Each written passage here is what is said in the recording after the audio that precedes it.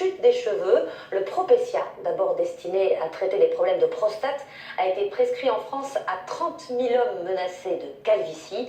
Mais aujourd'hui, l'Agence nationale de sécurité du médicament s'inquiète de ses effets secondaires et notamment du risque élevé de dépression.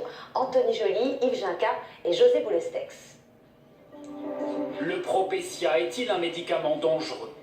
30 000 jeunes hommes français en prennent pour lutter contre la perte de cheveux. Jusqu'alors, les seuls risques connus étaient de possibles troubles sexuels. Mais depuis 5 ans, plusieurs dizaines de patients se plaignent d'autres effets secondaires plus lourds, comme des phases de dépression. Aujourd'hui, l'Agence nationale du médicament tire la sonnette d'alarme et vient de rajouter ce paragraphe sur la notice du Propecia. Des changements de l'humeur, comme une humeur dépressive, une dépression et moins fréquemment des pensées suicidaires, ont été rapportés chez les patients traités par Propecia.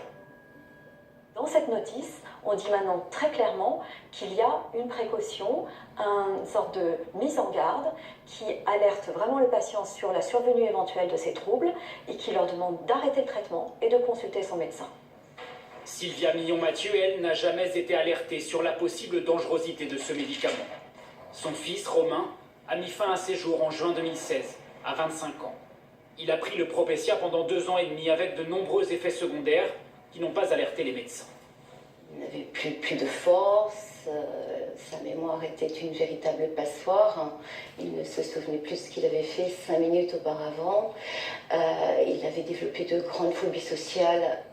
Désormais à la tête d'une association d'aide aux victimes de ce médicament, elle envisage une procédure judiciaire contre le laboratoire qui commercialise le Propecia. Selon l'association, d'autres suicides pourraient être liés à ce médicament.